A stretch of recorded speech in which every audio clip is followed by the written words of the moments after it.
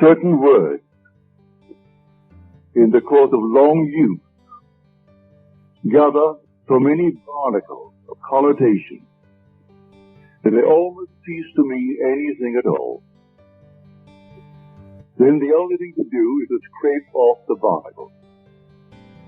Such a word is pure,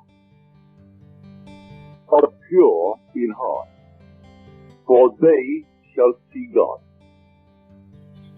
When you read it with the present meaning attached to the word, you wonder which is the more difficult.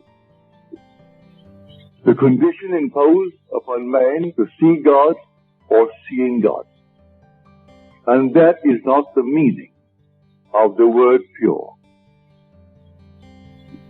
The Greek word kastaros, translated pure, means clear, open, free, unlimited.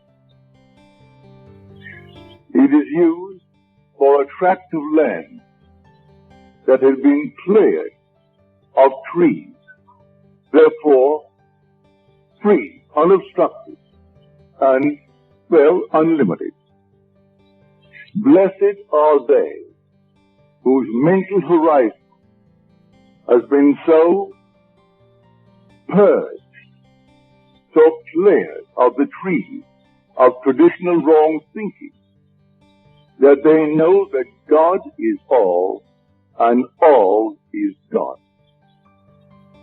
They are now free from the tyranny of second causes. You do not have to work upon yourself to become pure, to see God. In other words, a pure heart is the consequence, not the condition, of seeing God. The moment you see God, your heart is purified of all secondary causes. And you can't turn to the left or the right or to anything in this world, for you've found the only source of the phenomena of life. Now, the word see, for this is taken from the Greek. The words see and to know are the same word in Greek. Here we are told that if I am pure in heart, and only if I am pure in heart, I will see God. And yet in the same gospel, I am told that no one has ever seen God. The only Son, who is in the bosom of the Father, He has made Him known. Then I am told, no one knows the Son, except the Father. And no one knows the Father, except the Son, and anyone to whom the Son chooses to reveal it. You can take the words see and know, and they're interchangeable.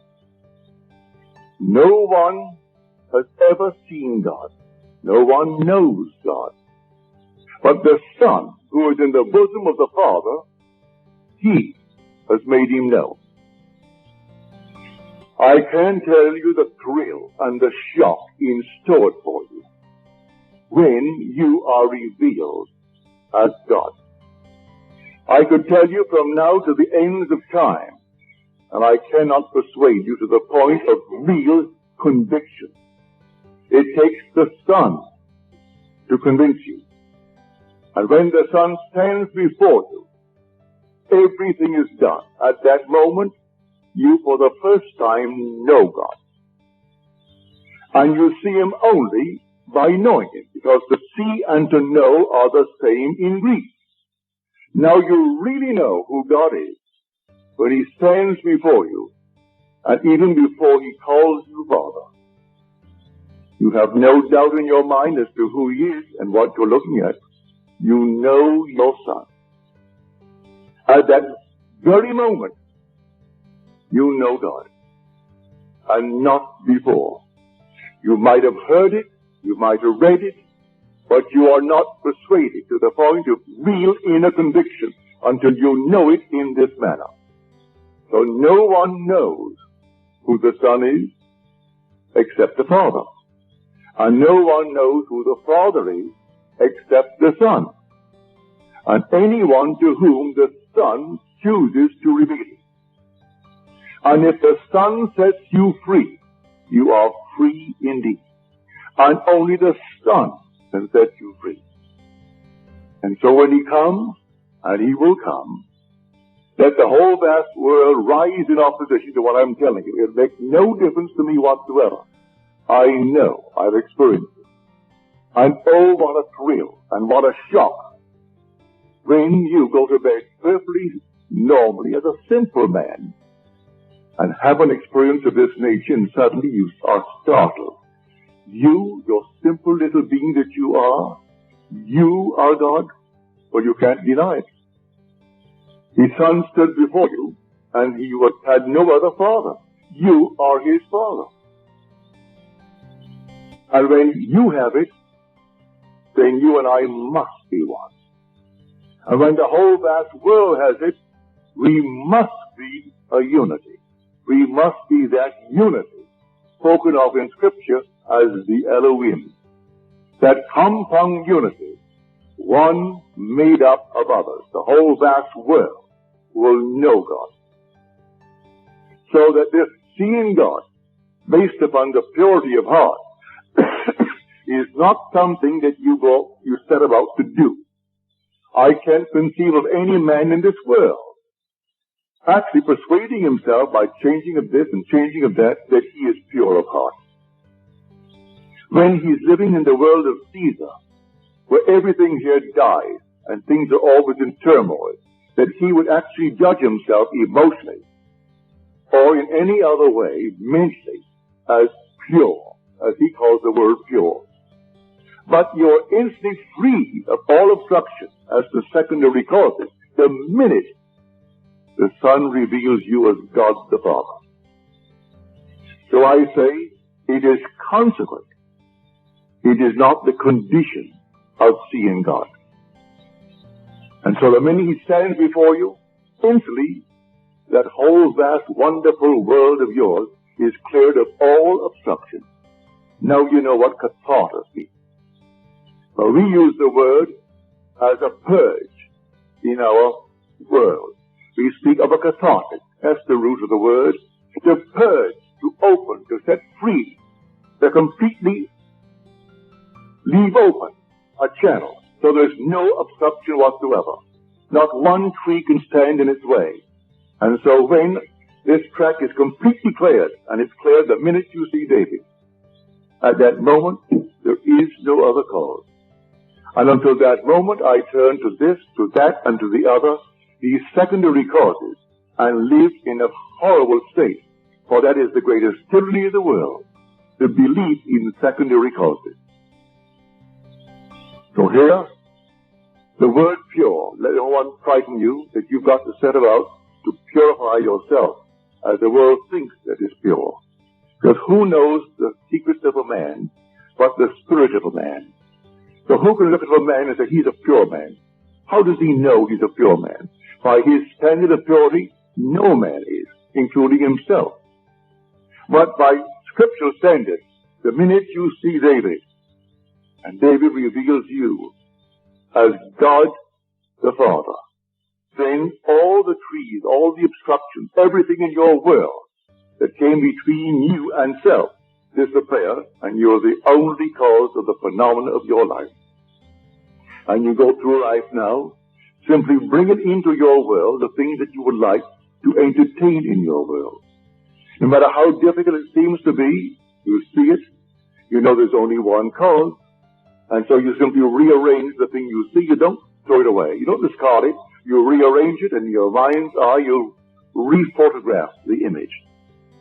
And rephotograph the image, and let life develop that negative and produce it on the screen of space, and it will.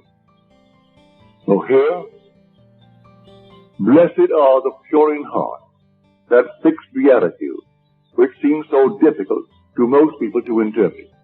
And I haven't found one interpretation in Scripture. All the commentaries, I haven't found one that will go back to the root and show us exactly what it is.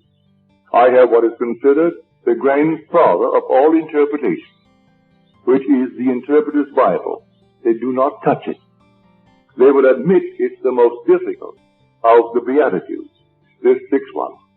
But they can't touch it unless you go back to the root, unless you have the actual experience of what it means to actually purify and take all the trees out of man's mind, purify the mind. And it can't be done until he stands before you. And you know, without any doubt, who you really are. When you know who you are, there is no secondary cause. None whatsoever. And then comes the vision. Here my wife gave me a vision 2 months ago. There was no occasion to tell it, but it would fit. He said we were in this fantastic, magnificent, enormous apartment in a palace.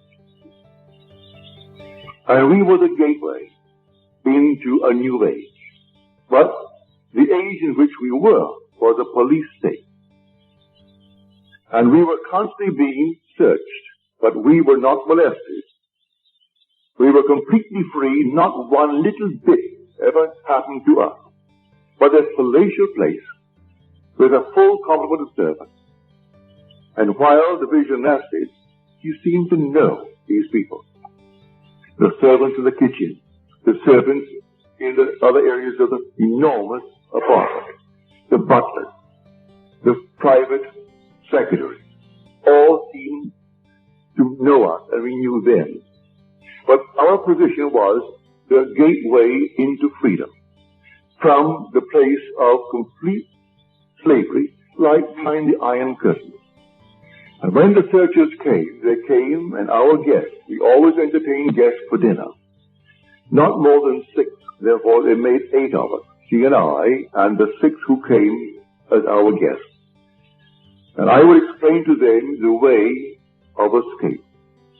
I would tell them the one and only way into freedom. But strangely enough, as I was telling them about the way into freedom, they were already simultaneously at that moment, I am telling them, and they were already at their destination. See, it was the strangest experience here. You're explaining to them the way of salvation, the way of freedom. And yet at that moment, they were already, although physically present before us, they were already at their destination. And when these people came to investigate all the searches, they simply left and went to their quarters, their rooms, behind these panel doors and these tapestries. And they never touched us, but they came and they never found anyone. No one could ever touch anyone who came to us. And strangely enough, he said, as it all took place so naturally, I knew that it was all organized and actually directed from above.